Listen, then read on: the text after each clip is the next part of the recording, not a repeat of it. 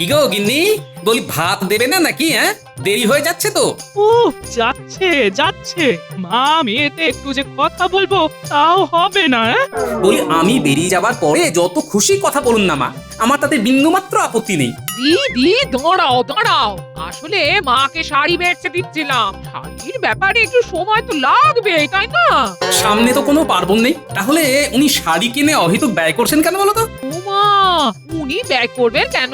তাহলে তুমি আছো কি করতে বাবা জীবন? বলি মেয়ের বাড়িতে এসেও যদি নিজেকে শাড়ি কিনতে হয় তাহলে আর আহ মা, তুমি এত ভাবছো কেন? তোমার যে কটা শাড়ি পছন্দ হয়েছে নিয়ে নাও নিয়ে নাও, উনি তাঁতিকে মোহর দিয়ে দেবেন। হ্যাঁ, না, কি আমি কেন দেবো? মিছি মিছি উনি এখন কিনবেন শাড়ি আর তার দাম মেটাবো আমি? হ্যাঁ, জামাইয়ের কি রূপ দেখছি। আমি কি না তার মাতৃসম, আর আমার প্রতি এমন অবিচার। তুমি আমার মাকে এভাবে কাঁদালে। যাও যাও, শিগগিরই মায়ের কাছে ক্ষমা চাও। হ্যাঁ, কি মা, হ্যাঁ তুমি সকাল সকাল কাঁদছো কেন? জামাই অপমান করেছে। চল চল বাবা চল, আমরা এখান থেকে চলে যাই। ছি ছি ছি ছি ছি ছি ছি ছি, আমার মায়ের 2-3খানা শাড়ির দাম দিতে হতো বলে তুমি এমন করলে? মা যে এখন বাড়ি থেকে চলে যেতে চাইছে। আচ্ছা বাড়িতে তোমরা সবাই মিলে কি নাটক শুরু করলে বলো তো? ও এই ব্যাপার, শাশুড়ি মাকে 2-3খানা শাড়ি আর ছোট ভাইয়ের সুমান শালককে সাহেবের মতো প্যান্টুলুন কিনে দিতে হবে বলে জামাই বাবুর এত রাগ। বাবা কি কিপটে রে বাবা। কি সাহেবদের মতো সাহেবদের প্যান্টুলুন? হ্যাঁ? হ্যাঁ তো খুব ইচ্ছে ছিল, বহুদিনের ইচ্ছে, কিন্তু অনেক দাম বলে না ওই বানাতে দিতে পারছিলাম না। তবে এখানে এসে ভাবলাম বানিয়েই নি, জামাই বাবু দাম মিটিয়ে দেবে। কি জামাই বাবু? কি সর্বনাশ! না আমি দেবো শাড়ির দাম, না দেবো আমি প্যান্টালুনের দাম। তোমরা যা খুশি করো। হ্যাঁ। মা, আমার প্যান্টুলুন মা। তুমি আমার মা ভাইকে এভাবে কাঁদালে। যাও, আজ তোমার খাওয়া বন্ধ। হ্যাঁ, অনেক হয়েছে, থাক, দরকার নেই আর খেয়ে, আমি চললাম।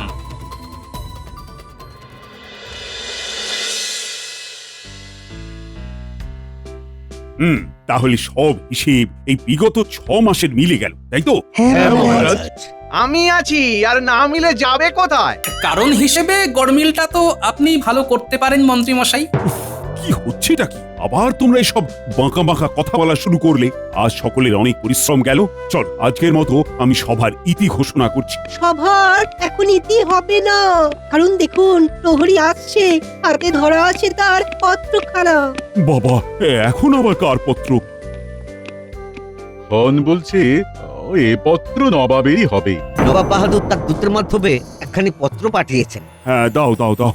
গোপাল, পত্রটা পড়ো তো দেখি। মহারাজ, নবাবের পত্র তো, জানি না কি আছে ভিতরে, তাই চলুন এই পত্রটা ছাদে গিয়ে পড়ি। বাইরে বেশ হাওয়াও দিচ্ছে, আর পত্রের ভেতরে কিছু মারপ্যাচ থাকলে হাওয়ায় মাথা খুলবে ভালো মহারাজ। তবে তাই তাই হোক, হোক, তাই হোক। তাই হোক। মহারাজ, এই পত্রে নবাব জানিয়েছেন যে তিনি এবার থেকে তার জন্মদিন প্রতি বছরে তার সাম্রাজ্যের অধীন কোনো না কোনো রাজ্যে পালন করবেন। তাই বুঝে গেছি। তাই এবারে তিনি জন্মদিন পালনের স্থান হিসেবে এই কৃষ্ণনগরকে বেছে নিয়েছেন, তাই তো? শুধু তাই নয়, তিনি বলেছেন তার জন্মদিনে রাজ্যের সব অধিবাসীকে যদি হাজির করতে পারেন তাহলে উনি আপনার 3 বছরের খাজনাও মুকুব করে দেবেন। ব্যাপারটা তো মন্দ নয়, বেশ ভালোই হবে। ভাবতে পারছেন মহারাজ, আগামী 3 বছর যদি আপনাকে খাজনা না দিতে হয় তাহলে আপনি কতটা ধনী হয়ে যাবেন? হ্যাঁ, আর আমি যত ধনী হব তার সাথে সাথে পরোক্ষভাবে তোমারও তো মোহরের সংখ্যা বাড়বে মন্ত্রী। মহারাজ এমন বলবেন না। মহারাজ, কথাটা শুনে যত সহজ বলে মনে হচ্ছে, আদৌ ব্যাপারটা কিন্তু অত সহজ নয়। সেই দিন কোনো কারণে মোট রাজ্যবাসীর ভেতরে একজনও কেউ অনুপস্থিত থাকলে এই সুযোগ হাতছাড়া তো হবেই, উপরন্তু আপনার তহবিল থেকেই প্রচুর ব্যয় হবে কোন রকম লাভ ছাড়াই। আগামীকাল আগে তাহলে যে ঠেড়া পেটায় তাকে খবর দিই, বলি যে খবরটা চারিদিকে রাষ্ট্র করে দিতে, তারপরে কিভাবে কি হবে তা নিয়ে তোমাদের সাথে আলোচনায় বসি।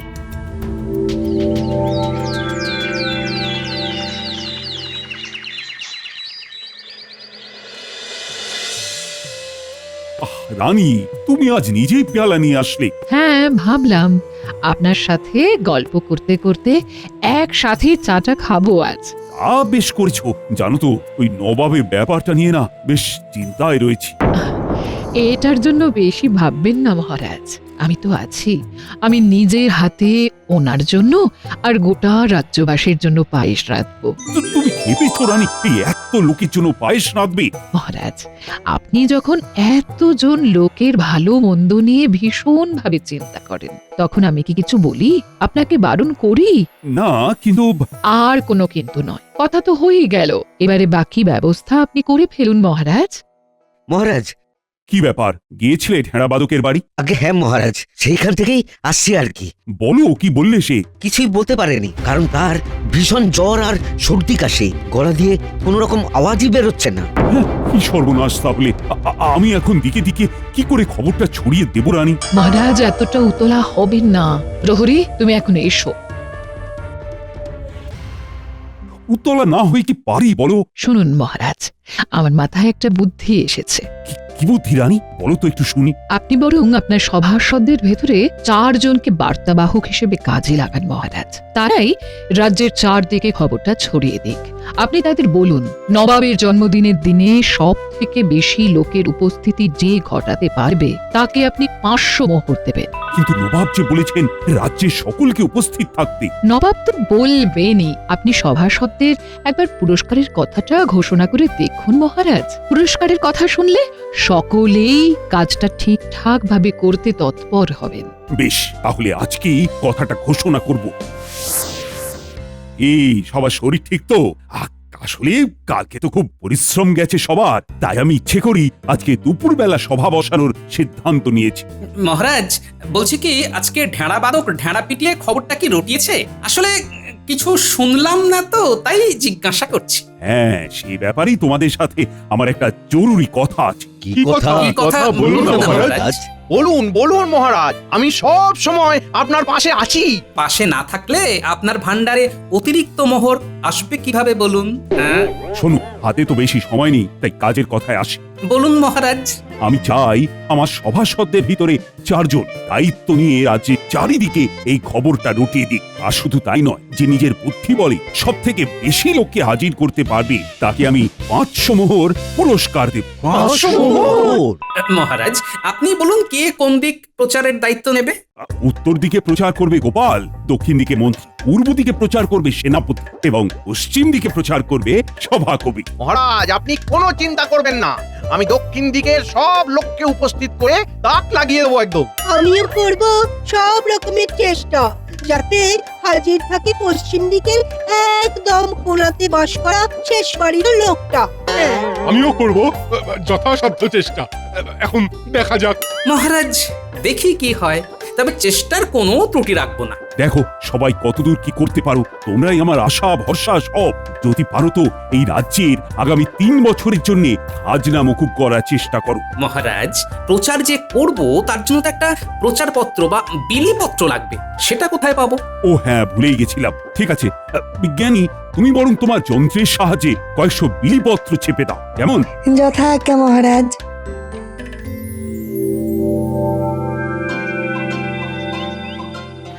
কালকে ভোরবেলায় উঠেই বেরোতে হবে, না হলে আবার দেরি হয়ে যাবে। গোপাল দাদা, ও গোপাল দাদা, একটু শুনে যাও। আজকে মিষ্টি নেবো না রে ভোলা। মিষ্টি দিতে হবে না গো, কিন্তু তোমার শ্যালকের মিষ্টি খাবার দামটা তো দিয়ে যাও। কি, আমার নাম করে সে মিষ্টি খেয়ে গেছে? হ্যাঁ, দাও দাও দাও, 6 মোহর দাও দেখি। আজ আমার একদিন কি ওর একদিন, মজা দেখাচ্ছি ওর।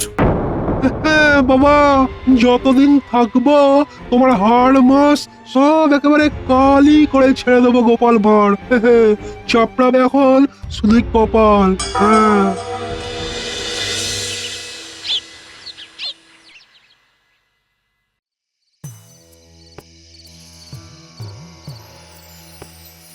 গিন্নি, অগিন্নি, দরজা খোলো গিন্নি। আসছি হ্যাঁ।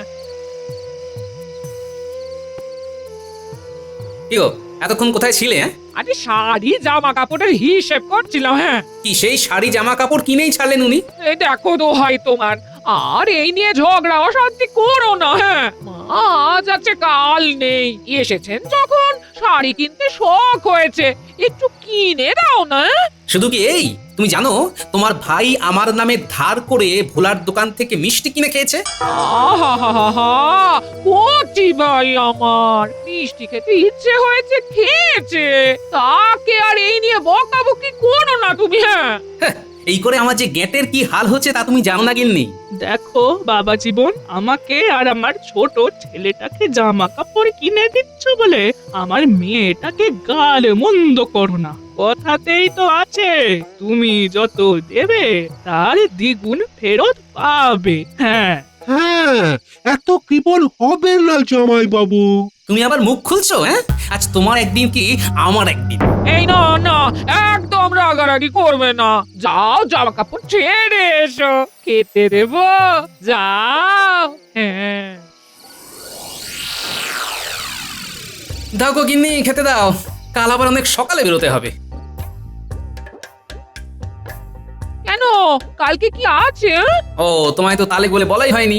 নবাব এবারে আমাদের কৃষ্ণনগর রাজ্যে ওনার জন্মদিন পালন করবেন, তাই তিনি চান ওই দিন যাতে সকল রাজ্যবাসী উপস্থিত থাকে। বাবা বাবা, বলি সকল রাজ্যবাসী উপস্থিত থাকলে উনি কি কিছু পুরস্কার দেবেন নাকি? হ্যাঁ বলেছেন, আমাদের মহারাজ যদি ওই দিন সকল রাজ্যবাসীকে উপস্থিত করাতে পারেন তাহলে আগামী 3 বছর আর আমাদের রাজ্যকে খাজনা দিতে হবে না। কিন্তু একই দিনে সবাইকে হাজির করা তো খুব কঠিন। মহারাজ কি করবেন তাহলে? আমরা আছি কি করতে গিন্নি, মহারাজ আমাকে, মন্ত্রীমশাইকে আর ওদিকে সেনাপতি এবং সভাকবিকে রাজ্যের চারদিকে নিজ বুদ্ধির সাহায্যে সব লোকজনকে ওই দিন হাজির হওয়ার জন্য রাজি করানোর দায়ভার দিয়েছেন। ও বাবা, তাহলে তো ভীষণ গুরু দায়িত্ব তোমাদের উপরে। মহারাজ বলেছেন যে এই কাজে সফল হবে, অর্থাৎ 4 জনের ভিতরে যে সব থেকে বেশি লোককে উপস্থিত করতে পারবে তাকে 500 মোহর দেবেন পুরস্কার হিসেবে। হ্যাঁ, শুনুন জামাই বাবু, শুনুন, যদি মানে আমি আপনাকে এই কাজে সাহায্য করি আর তার ফলে আপনি 500 মোহর জেতেন, তাহলে তার অর্ধেক মোহর আমাকে দেবেন তো? দুঃখে করো রঘুবীর, তোমায় আর সাহায্য করতে হবে না। এমনিতেই এই কদিনে আবার গেট যা খসিয়েছো তার কি বলবো। ভালো মানে কাজের কথা বলতে গেলাম, তা না 4টে বাজে কথা শুনিয়ে দিল। কি করব বলো, উপায় তো নেই। আপনার মতো লোক যাতে আমার শত্রুর কপালেও না জোটে, সত্যি বলছি। বেছে বেছে জামাই এনেছি বটে, মেয়েটা যে কি করে ঘর করে। উফ,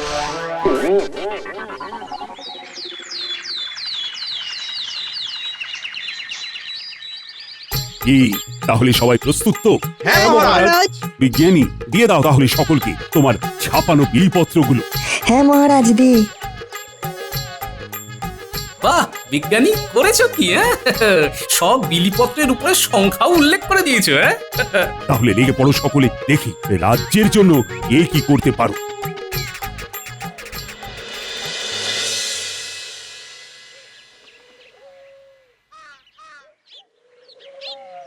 ও গোপাল দাদা, আমায় ডেকেছো কেন? হ্যাঁ তুমি এসে গেছো, বাহ বাহ বাহ।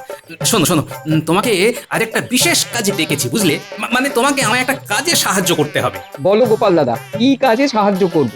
নবাব তো এই রাজ্যে তার জন্মদিন এবারে পালন করবেন, তা নিশ্চয়ই শুনেছো। হ্যাঁ শুনেছি, নবাব তো এটাও বলেছেন তিনি তার জন্মদিনে এবার গোটা রাজ্যবাসীর উপস্থিতি দেখতে চান। হ্যাঁ, তাই আমরা আজ থেকে প্রচারে বেরিয়েছি। তা আমায় কি করতে হবে একটু বলো শুনি। আমি যখন প্রচারে যাব, মানে এখন আমার সাথে তুমিও যাবে, আর তারপরে কি করবে সেটা আমি তোমায় বলে দিচ্ছি।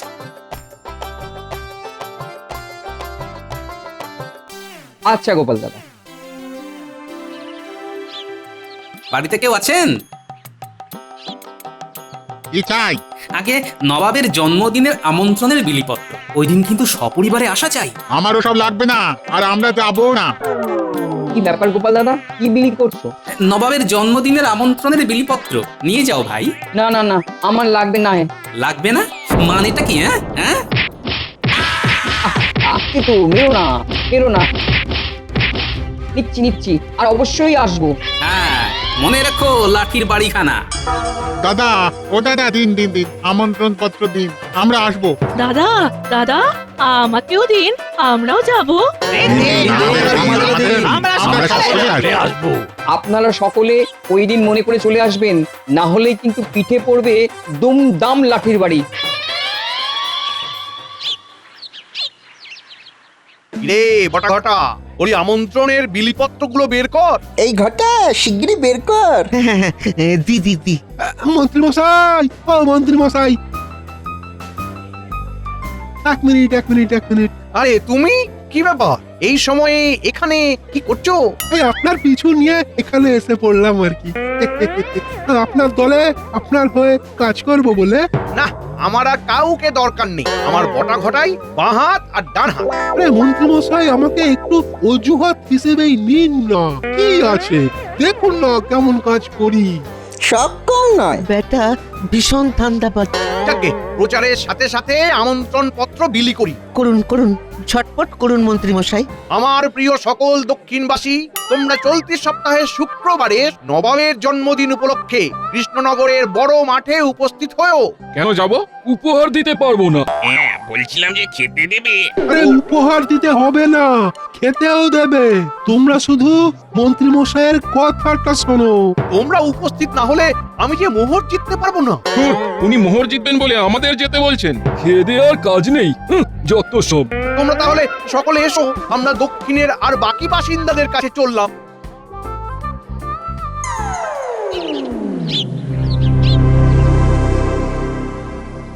শুনুন মন দিয়ে পশ্চিমের সকল আপামর অধিবাসীগণ, দয়া করে চলতি সপ্তাহের শুক্রবারই নবাবের জন্মদিনে হাজির হয়ে করবেন নিজ নিজ আসন গ্রহণ। যাব খেতেও দেবে। বেশ যাবো।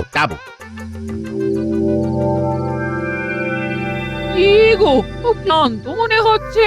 এই দালানে বসে বসে ঢুলছো যে। হ্যাঁ, খুব ক্লান্তি গেছে গো। তবে কাজ খুব ভালো হয়েছে বুঝলে। আসলে যা একখানা ফোন দিয়ে এটেছি না। আমি তো জানি তোমার মাথা ভরা বুদ্ধি কিচকিচ করছে।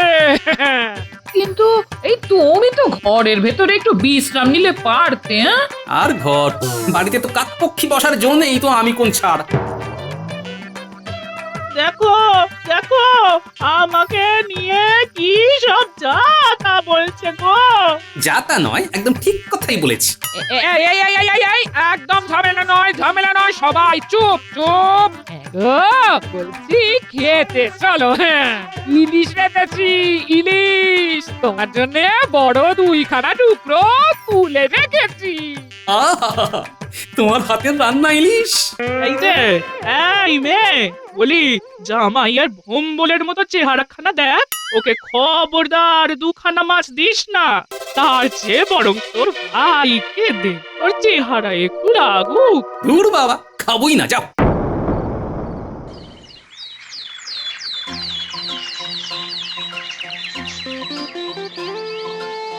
বাবা, উত্তরের তো আসন পূর্ণ দেখছি, সবাই এসেছে। মহারাজ, আমি তো বলেইছিলাম যথাসাধ্য চেষ্টা করব। আমার কথায় পশ্চিমের লোক সব এসেছে, দেখুন মহারাজ। কি ব্যাপার মন্ত্রী, দক্ষিণে লোকজন কই? আমি কি করে জানবো মহারাজ? তারা আসেনি, তাদের ক্ষতি। দক্ষিণের লোকজন আসেনি, কারণ দক্ষিণে গিয়ে মন্ত্রী মশাই বলে এসেছেন সবাই আসলে তিনি অনেক মোহর জিতবেন। তা উনি মোহর জিতলে সাধারণ লোকের কি? তারা আসবেই বা কেন বলুন? তাই তো বেশি জন আসেনি। ছি মন্ত্রী, তুমি ওখানে গিয়েও লোকজনকে লোভ দেখিয়েছ। ওদিকে শুনলাম সেনাপতিও শুধু প্রচার করতে বেরিয়ে লোকের বাড়িতে খেয়েছে আর নিজের শরীর চর্চা দেখিয়েছে। তাই দেখুন পূর্বের আসনও কেমন খালি পড়ে রয়েছে। কি অবস্থা! আচ্ছা গোপাল, তোমার কৌশলটা কি ছিল শুনি, যে এত লোক এসেছে? মহারাজ, আমি পুঁটির বাবাকে নিয়ে প্রচারে গিয়েছিলাম আর পুঁটির বাবার পিঠে একখানা কুলো বেঁধে দিয়েছিলাম এবং ওখানকার আশেপাশের লোকের সামনে এমনটাই দেখিয়েছিলাম যে কেউ আমন্ত্রণ পত্র গ্রহণ না করতে চাইলে পিঠে পড়বে দুমাদ্দম মার। ও, তার মানে তোমরা অভিনয় করেছিলে, তাই তো? হ্যাঁ, লোকেদের সামনেই আমি পুঁটির বাবাকে আমন্ত্রণ পত্র দিতে চাইলে সে প্রথমে নিতে অস্বীকার করে, আর সে অস্বীকার করতেই পিঠে লাঠির বাড়ি দিই। এদিকে পিঠে তো কুলো বাঁধা, কেউ বুঝতেই পারেনি। তাহলে সবাই মারের ভয়েই এসেছে। যত ছল চাতুরি। আর তুমি তো চাতুরি করেও ব্যর্থ হও। শুভ জন্মদিন নবাব। বারবার আপনার জীবনে এই শুভ দিনটি আসছে রে। আমিও বুড়ো হচ্ছি এভাবেই ধীরে ধীরে। শুভ জন্মদিন। ধন্যবাদ ধন্যবাদ। কিন্তু জাহাপানা বলেছিলেন এই কৃষ্ণনগরের সকলকে এই দিনে উপস্থিত থাকতে।